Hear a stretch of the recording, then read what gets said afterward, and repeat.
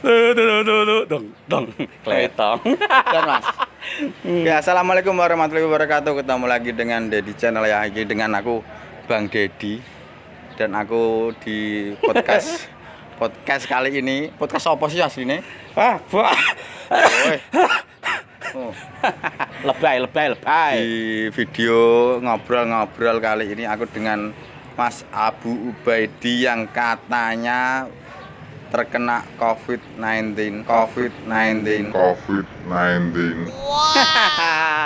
Bener sekali itu. Kok tahu sih Mas dari mana? Tuh dewe. Iya, aku kan pamer-pamer gitu ya kemarin ya. Dia kena COVID tapi pamer ke teman-temannya. Wih, aku kena COVID. Nah, gitu. Iya sih. Dan soalnya Mas mari sih. Oh, udah sembuh. Udah sembuh gitu. Jadi ya Sembuh itu karena dibawa ke rumah sakit, minum obat opo tengok nomah. Ya tahu sendiri kan ya namanya COVID itu ndak ada obatnya. Belum. Iya belum ada obatnya gitu. Jadi ya percuma mau dibawa rumah sakit ataupun di isolasi ya itu percuma aja gitu loh. Walaupun katanya itu biar nggak pada nular gitu ya. Bisa ngomong kalau terkena COVID apakah pernah rapid opo pernah di swab? Saya ndelik waktu itu saya dicari-cari sama yang mencari. Saya didata Soalnya kan gini, jika ada seseorang atau seseorang lah yang teridentifikasi atau terdiagnosa COVID mesti diluru dinas kesehatan. Betul sekali. Yang diwakili oleh puskesmas sekitar dhisik terus dicek-cek seperti itulah. Sebenarnya sih nama saya itu sudah di dalam list itu ya yang dicari itu ya. Dinas Kabupaten Pati. Ya pokoknya setempat lah. Setempat yang ada di sana lah yang ada di Pati Kidul gitu kan. Loh, lah kuwi asline wong ndi? Asline mana? Kebetulan niku saya wong lor. Tapi saya ngumpulnya di Pati Kidul dan yang di Pati Kidul teman-teman saya itu kan pada positif dan rapid test, swab semuanya positif. Dan sakitnya itu sama dengan saya. Alhamdulillah sembuh ya? Iya, alhamdulillah sembuh. Ini udah sembuh semua? Iya. Nggak mau tahu ceritanya seperti apa? Ya cerita no. Loh, misalnya gini guys. Awal mula Mas Abu Ubaidi kok iso kena COVID? Iya, ceritanya itu saya ke Dieng sama wong Pati Kidul situ kan. Wonosobo. Ya, wilayah sana lah gitu ya. Ya waktu ini masih bikin konten. Enggak. Emang liburan gitu kan. Pas baru buka lah sana kan, itu kan masa new normal gitu. Pas pulang itu nggak langsung kena sih, emang jaraknya seminggu lah itu baru kerasa gitu lah. Jaraknya seminggu. Berarti setelah 1 minggu dari Dieng lagi merasakan tanda-tanda terkena COVID. Dan itu ada beberapa orang yang emang merasakan sama seperti saya, termasuk salah satu cirinya terkena COVID. Ya jelas demam, batuk, pilek, bileng. Terus saya nggak bisa mencium apa-apa sama sekali. Indra penciumannya berkurang. Iya, ya sama sekali mambul kucing gini, wangi gini. Mambul kalem dhewe sing kecut ora mambul belas. Asli. Terus. Ya terus itu katanya perasa. Ikut makan. Itu berkurang misalnya asin jadi ya asin. Biasa tok. Biasa kan. Jadi misalnya masak asin ini sisanya berarti intinya malah bisa jadi acuan ya, maksudnya nek wong meriang mangan-mangan kok reso ngrasakno reso ngambung berarti corona. Bisa jadi. Berarti tesnya gampang, ora usah direpit ya. Enggak usah, terus ngene sih. Kowe ngombe sembarang misalnya dalam arti ngombe obat ya. Iku ora ndandeh. Misalnya kowe biasanya nek pilek biasa kan mbok kei paracetamol langsung mampet bileng ya hilang kan gitu. Ini ndak masih gitu loh. Selama 14 hari. Setelah 14 hari udah hilang sendiri. Wes hilang, termasuk penciuman itu kurang lebih tuh 11 hari tok sih. Waktu 11 hari menuju 14 hari itu penciuman rodok mambu tapi beda. Misalnya mambu bawang ya, itu paling biasanya suka lah bawang gitu kan. Ini malah kudu muntah kok, ora enak rasanya. Iya serius. Berarti ini udah berapa lama dari jenengan atau sampean kayak kena COVID udah berapa minggu? Sebulan lah. Ini udah 1 bulan ya? Sebulan udah. Saya ini aman ya, nggak pakai masker aman. Tapi kalau saya batuk kayak gini itu bawaan lah. Bawaan. Oh iya, emang dia itu udah batuk. Mungkin kena TBC atau jangan. Ya ini sih, kalau teman saya kan emang semuanya pada rapid test kemarin yang bareng-bareng rapid test ya. Nah, terus sama swab semuanya 3 orang itu emang positif dan di karantina. Dan ditanya-tanya nggak di karantina udah apakno sih sebenarnya? Di karantina mandiri, Dek. Soalnya gini, punya pedoman sendiri kan. Soalnya dia punya duit kok. Saya yang tanggung jawab gitu bilang gitu kan. Berarti nek punya duit. Neng kene iku nek duwe duit lancar kabeh ya. Lancar kabeh gitu. Orang punya duit, men. Jadi saya di rumah aja, maksudnya isolasi di rumah gitu kan. Saya yang nanggung semuanya kalau ada apa-apa. Bilang sama bupati langsung kayak gitu. Jadi intinya ngene Mas ya. Sebenarnya COVID ya diarani berbahaya, diarani ora ya ora. Nah, aku ngarani enggak.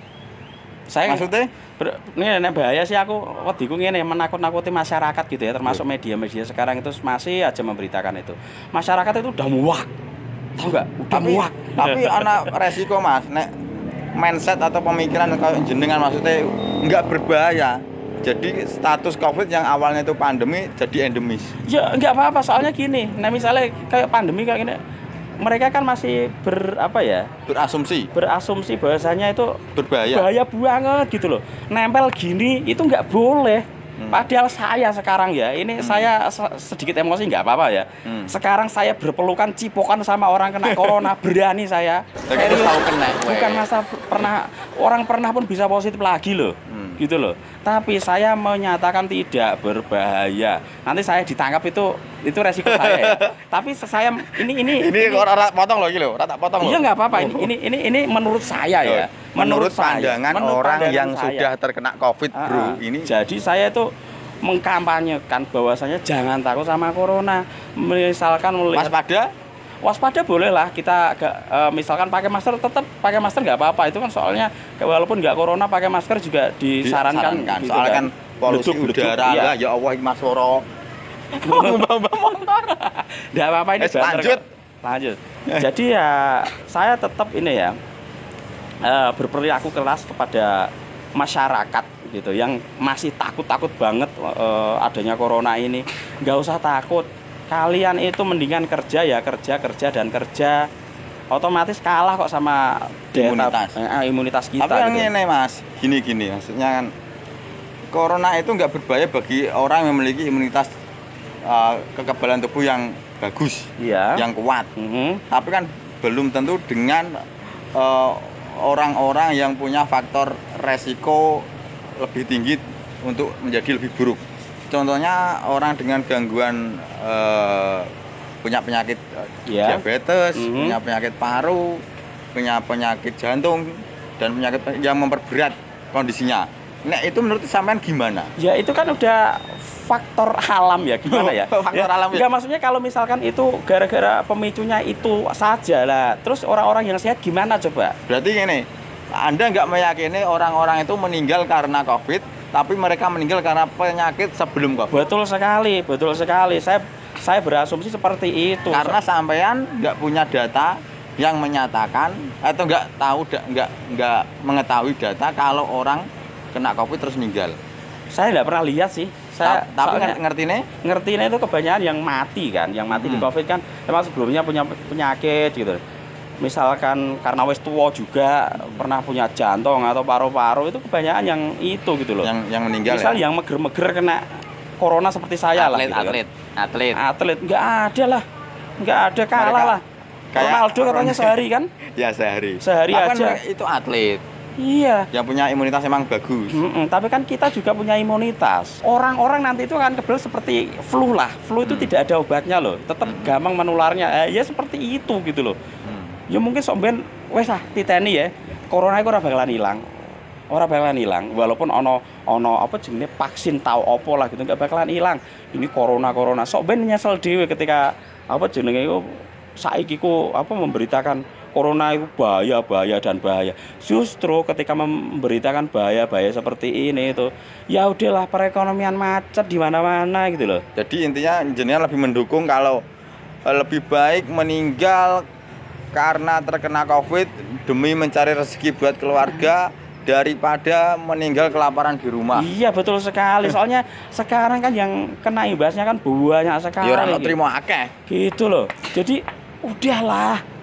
kita itu kena COVID itu maksudnya apa? Ada pandemi ini tuh udah berapa bulan gitu? Hampir setahun. Iya hampir setahun kan. Kita itu jadi ini udah pelajaran banget lah. Ya kenapa kita masih takut Jadi, aja gitu loh. Mas Abu Bedi lebih menyarankan kalau pemerintah itu lebih santai untuk menghadapi COVID. Betul sekali. Dan lebih menguatkan di bidang kesehatan. Contohnya daripada memberikan sumbangan ke warga-warga atau ke orang-orang yang tidak merata, lebih baik difokuskan ke kesehatan. Betul sekali. Contohnya memberikan APD atau perawatan yang memang terkena COVID dan emang dia lebih kritis daripada diisolasi. Soalnya gini sih, ketika saya kemarin itu kan wawancara sama seseorang ya yang pernah diduga COVID kan. Mereka sampai menangis-nangis, gampangannya itu diduga loh ya. Belum COVID itu kayak nggak dimanusiakan sekali gitu loh. Makanya dari itu Mas, aku kalau ada temanku yang terkena COVID gitu, aku mesti berempati lah. Seenggaknya aku mau WA. Iya. Mbak, Pak, Mas, piye kabare, kondisinya saat ini. Dan mereka yo gak apa-apa Mas, aku gak ngerasa jandeh kok. Malah yang lebih sakit itu omongannya wong liya. Ya itu. Wong aku gak ngerasa loro. Apa ya aku kena COVID? Apa aku kena COVID? Padahal aku kok ora jandeh ngono lho. Jajal gini aja deh. Dinas terkait lah. Tanya orang yang pernah kena COVID lah. Gimana perasaan dia ketika diisolasi, terus apa yang dirasakan ketika sakit gitu. Tanya gitu. Apa dia merasakan sakit banget atau gimana? Terus lebih sakit mana itu sama diomongin sama banyak orang. Dan ini lagi ya, mengenai pemberitaan itu yang menurut saya nggak begitu valid ya, mengenai penularan. Iya, penularan ya. Menurut saya itu nggak semudah yang diberitakan. Misalkan demik-demikan atau cipokan segala macam itu ya belum tentu kena kok gitu loh. Tapi masif loh Mas, masif itu artinya cepet menulare. Iya, tapi intinya gini, ini satu contoh ya, saya dan teman-teman saya, mereka semuanya itu isolasi di rumah ya, dan sama keluarga, mungkin juga ada Ciswi juga sama istrinya, gitu ya, sama ininya, nggak ada yang terkena kok, orang-orang keluarganya nggak ada yang positif gitu loh. Jadi nggak meyakini kalau cuma bersentuhan ringan atau salaman itu nggak langsung positif ya. Iya. Tapi kan tergantung lagi daya imunitas tubuh. Iya, walaupun imunitas minimal pilek lah ya. Ono bilang tapi ya. Ini Mas, dan memang kan satu sama lain antar orang itu gejalanya beda-beda ya. Iya. Yang karena imunitasnya kuat itu kan nggak apa-apa. Tapi kan ditakutkan kalau yang kena faktor resiko yang orang-orang tua yang punya resiko tinggi. Iya, kalau gitu iya, tapi ya tetap walaupun katanya itu harus isolasi. Isolasi itu malah bikin orang itu stres. Kalau penularan itu saya rasa lebih gampang itu di cuaca yang dingin. Serius itu mungkin pengaruh lah. Oh ya, kan jenengan pas kena kan di Dieng dengan gitu. suhu yang minus mungkin 0 derajat sampai minus 1 atau minus berapa. Tapi kalau di cuaca panas, misalkan kayak gini, edan. Jadi gini ya. Pemikirannya sampai berarti kalau corona nenggon sawah kena panas itu orang dendeh. Walah, ora kok terima dari modar dhisik ah. Coronane. Iya. Tahu tak kira wonge. Nah wonge mono mejen lagi nih. Kayak pemimpin-pemimpin kita, ayo di lapangan lah, langsung cek ke masyarakat. Masih peduli nggak mereka itu tentang informasi-informasi yang kalian berikan gitu ke masyarakat? Enggak jawabannya. Saya setengah media ya gitu ya. Jadi saya setengah media saya nggak mengatakan saya media pure murni yang terdaftar di sana enggak. Saya lebih milih seperti media ini lokal. Jadi saya lebih memilih independen, jadi saya bebas memberikan suara gitu kan. Netral dan saya kesana kemari, jadi nggak ada yang melarang gitu kan. Jadi saya ke lapangan benar, emang dengan adanya seperti ini gimana sih no? Nggak peduli Mas masyarakat. Nggak peduli sama sekali gitu. Yang penting yang penting nganu lah apa jenenge iso nyabut gawe. Seniman itu sampai bener-bener adol sembarang dingah. Jare apa dhisik iku BRI bank iku ora usah bayar selama pandemi, nyata nih saya bayar. Rusak iki kok. Saya emosi sih. Slow. Sorry. Gini aja dari dalam video ini wis kita ngobrol bebas. Kita juga mengungkapkan unek-unek. mengkritik pemerintah ya sithik. Tapi nek dianggap wong kene wong cilik, ya bakal dianggap. Ndelok sapa sih ora ana paling bolong-bolong tok ndelok. Tolong nanti komentar di bawah menyalahkan saya yang setuju dengan komentarnya Mas Abu Ubedi yang katanya terkena Covid walaupun belum tes, komentar aja. Menurutmu Covid ancen ono apa konspirasi, apa ancen ono tapi ora berbahaya? Komeno. Ono tapi ora berbahaya. Iku nek kowe teman-teman coba nanti komen gitu. di bawah. Saya yang merasakan ada tapi tidak berbahaya. Komen silahkan bully saya, nggak apa-apa. Saya terima, saya sudah merasakan itu. Saya mengkampanyekan bahwasanya nggak bahaya dan silahkan teman-teman semuanya bekerja dengan baik dan ya seperti disek-disek lah gitu ya. Kita cukupi aja daripada ngomong dawa-dawa. Intinya dari video yang saya buat ini adalah Mas Abu ini menyatakan memang Covid itu nggak berbahaya. Covid itu memang ada dan kita wajar-wajar aja dalam hidup soalnya kalau kena Covid ya iso mari dhewe ngono. Iya. Dan apa sholat tahu? Dan apa memang intinya kalau yang kena Covid ojo ngasih kene menjauhi wong. Itu salah satunya. Salah satu obat yang paling ampuh adalah percaya diri dan imunitas yang kena Covid daripada nanti kowe kena Covid wis sak tinggal. Ojo adoh iku menyakitkan sekali tuh. Aku menyakitkan serius. Mendukung Mas Abu karena sudah sembuh. Dan jangan lupa berdoa semoga kita dilindungi Allah Subhanahu wa taala dan dihindarkan dari segala mara bahaya. Oke, terima kasih teman-teman udah dengerin podcast yang ngalor rangidul atau nggak jelas kayak ngene, tapi itulah unek-unek kita dari masyarakat kecil, rakyat kecil. Wassalamualaikum warahmatullahi wabarakatuh.